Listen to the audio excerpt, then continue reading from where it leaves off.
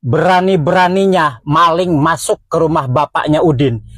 Siapa yang tidak tahu kalau bapaknya Udin adalah seorang hansip yang handal. Hansip handal. Apes, maling ketahuan. Begitu ketahuan sama bapaknya Udin yang hansip, polisi pas lewat, maling lari. Pak polisi teriak, "Hei, berhenti kamu atau saya tembak." Itu maling anehnya tetap lari, tetap lari. Polisi bingung. Keluar bapaknya Udin bawa pentungan. Sama, dia juga teriak, "Hei, berhenti kamu atau saya tembak." Itu maling anehnya langsung berhenti. Langsung berhenti itu maling. Polisi geleng-geleng kepala. Luar biasa ini hansip. Saya yang gertak enggak berhenti. Kamu yang gertak bisa berhenti. Kenapa? Tanya polisi sama bapaknya Udin yang hansip. Dijawab, "Pak, kalau bapak polisi mau nembak ngeker kaki, kena kaki. Kalau saya, Pak, hansip nembak ngeker kaki, Pak, yang kena kepala. Dia takut, Pak, kepalanya ketembak." Lagi-lagi pihak Polda Jabar meminta waktu besok untuk menjawab permohonan dari pihak Peggy Setiawan dalam sidang pra-peradilan yang dilaksanakan hari ini. Aduh, ini kan sidang pra-peradilan dilihat oleh masyarakat Indonesia dari Sabang sampai Merauke ya. Ini bukan rapat-rapat biasa ya, ini menyangkut hak hidup orang, menyangkut kebebasan orang ya, menyangkut masa depan orang. Jadi persiapkanlah dengan matang tuh. Ya. Aduh, pekerja profesional dong sebagai penegak hukum. Kemarin udah mangkir. Sekarang jawabannya ditunda ya. Besok kita lihat nih apa kira-kira yang mau disampaikan ya. Oke, netizen kawal terus ya. Bebaskan Peggy Setiawan. Tangkap Peggy Setiawan yang sebenarnya ya. Udah Jabar tampaknya makin panik, termasuk Ibtu Rudiana kayaknya ya. Jangan-jangan nanti khawatirnya kalau sudah mulai terungkap ke permukaan ini, khawatirnya Ibtu Rudiana ini dalam tanda kutip menghilang gitu loh. Kabar beritanya Eki itu sudah berkeluarga, punya anak dan lain sebagainya. Kenapa Rudiana kok susah untuk dihubungi, susah untuk berkomunikasi? Ini asumsi dari masyarakat sama Elis. Kalau yang meninggal itu bukanlah Eki, melainkan Panji. Nah, diduga kabar beritanya Eki dan ayahnya lah yang membunuh Panji dan Vina. Nah loh, kenapa? What's wrong? What's up gitu loh, ya. Jadi ini semakin liar asumsi masyarakat. Apakah betul?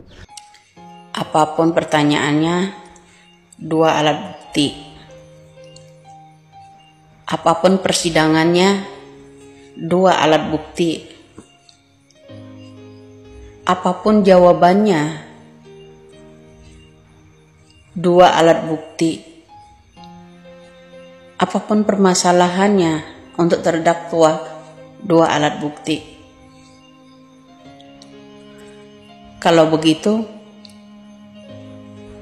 apapun permasalahan tidak terselesaikan karena dua orang pejabat. Oke? Kebanyakan pemimpin-pemimpin kita, pejabat-pejabat pemerintah kita hanya memberikan janji palsu. Ya, termasuk Bapak Presiden yang terhormat yang selalu bilang, "Saya akan menggigit oknum." Pak Presiden Jokowi, jika Anda mendengarkan podcast saya tagih janji Anda, Pak. Anda bilang mau menggigit, Pak. Saya sudah bikin laporan tentang Wisnu Hermawan, Pak. Berani nggak Anda menggigit Jenderal Bintang 2, Pak? Karena terbukti Kapolri nggak berani, Pak. Kapolri masih banci, Pak.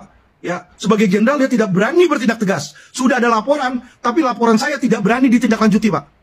Ya kan? Buktikan dong, hilang kemana itu ya? Hilang kemana itu 30 juta dolar? Kok orang mana asal pindah aja? Ya kan? Ingat loh, itu uang masyarakat loh. Ya, walaupun yang mencuri itu oknum polisi, tetap itu pencurian, Pak, kalau memang hilang. Ya kan, coba dong diusut. Kemana itu? Ya kan, itu kan udah ada masuk di media, berita. ya. Dan saya sudah membuat laporan resmi, saya sudah bikin laporan resmi, ya. Bukan hanya ke kepolisian, bukan hanya ke Kapolri, saya sudah bikin juga ke Presiden.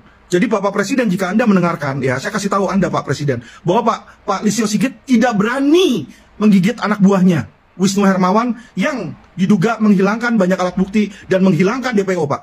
Pertanyaan saya, beranikah Pak Presiden Jokowi menggigit orang tersebut? Minimal memproses, Pak. Diproses, Pak. Laporan saya, Pak. Kenapa laporan saya nggak berani diproses? Kenapa tidak berani? Apakah jenderal ini dewa? Apakah nggak boleh dilaporin oleh masyarakat sipil? Apakah tidak boleh saya melaporkan? Kenapa kok nggak diproses di situ? Diproses dong, ya. Polisi itu jangan jadi banci, ya. Pak Kapolri, Anda jangan jadi banci.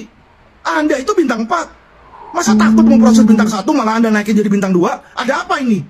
Apakah Anda menerima setoran? Ya kan kalau informasi-informasi di lapangan kan Anda atasannya menerima setoran dari bawahan. Tapi saya masih nggak percaya informasi itu. Makanya saya minta Anda untuk menindak, minimal memproses laporan saya, Pak. Kalau Pak Kapolri Anda tidak berani memproses laporan saya, berarti ya memang mungkin ya dapat diduga keras Anda menerima setoran dari yang bersangkutan, Pak. Kenapa Anda takut? Ya, investasi bodong puluhan triliun itu penjahatnya dikaburin, kenapa? Ya, saya minta tanggung jawab Anda loh, Pak Kapolri. Ya, kalau memang Anda tidak bisa memberikan tanggung jawab, saya akan demo itu Istana Presiden lagi. Saya akan demo Istana Presiden. Saya minta agar oknum-oknum itu semua dicopot, Pak. Ya. Tidak ada bagi saya itu kada mundur, tidak ada. Ya. Sampai akhir hayat saya akan saya pertahankan itu. Karena kenapa? Saya berjuang ini bukan untuk diri saya, Pak. Saya nggak kehilangan uang 1 sen pun di investasi bodong. Saya bukan orang goblok. Tetapi kasihan masyarakat-masyarakat kita yang masih buta secara keuangan, Pak. Ya. Mereka dibodohin, Pak. Ya, mereka yang jadi korban. Dan mereka ini jumlahnya jutaan, Pak. Hari ini baru datang lagi ke saya korban-korban Kresna. Ya, kemarin korban-korban Senter Tama. Kalau Anda sebagai pejabat tidak mengasihani orang-orang seperti itu, lalu harus kemana lagi mereka berteriak, Pak? Ya, tolong Bapak Presiden, ya, dengarkan. Kalau Anda memang presiden yang mempunyai wibawa dan benar-benar presiden yang bisa dipercaya masyarakat, jalankan janji Anda, Pak. Anda pernah janji, ya, di depan hadapan para Kapolres dan Kapolda, bahwa Anda akan menggigit mereka yang nakal. Bapak masih ingat kata-kata mereka? Kalau nggak ingat, nanti saya kasih cuplikan videonya, Pak, biar Bapak bisa dengar. Di situ, ya. Saya harapkan, Pak, nggak perlu Bapak gigit si oknum jenderal ini, ya. Diperiksa dulu aja, Pak. Diperiksa dulu, Pak. Buktikan kata saya benar atau salah dulu, Pak. Kalau kata saya benar, baru Anda hukum, Anda gigit dia, ya. Gigit kalau perlu kepalanya sekaligus, Bapak gigit, ya toh. Diperiksa dulu. Saya maunya seperti itu kok. Saya mau diproses aduan saya. Seperti laporan polisi saya di Polres Utara dan Polres Selatan ini nggak selesai, Pak. Saya mau itu diproses. Bukan mau maling ditangkap, Pak. Kalau dia terbukti maling, baru tangkap. Kalau dia terbukti jahat baru tangkap. Tapi ini udah jelas-jelasan, ya kan, ruko dibakar di situ, Pak. Anda mau bukti apa lagi sih, Pak? Mau bukti apa lagi? Mau viral dulu, dibikin film dulu, Pak. Dibikin final film, Pak. Saya ada rencana, Pak, mau bikin investasi bodong ini jadi sebuah film layar kaca, Pak. Ya, saya kasih tahu Bapak nih. Ya, saya dalam minggu ini akan bertemu dengan beberapa produser, Pak. Saya punya duit, Pak, saya bisa modalin, Pak. Ya, kalau nggak diputar di sini, putar di Asia, Pak. Kalian yang akan pusing, Pak, sama saya, ya. Jadi jangan coba-coba lawan orang gila, Pak. Jangan coba-coba lawan orang gila. Ya, saya udah dikasih tahu sama orang tua saya, Alvin, lu kalau udah gede, jangan lawan orang berduit, jangan lawan orang berkuasa, dan jangan lawan orang gila. Itu 3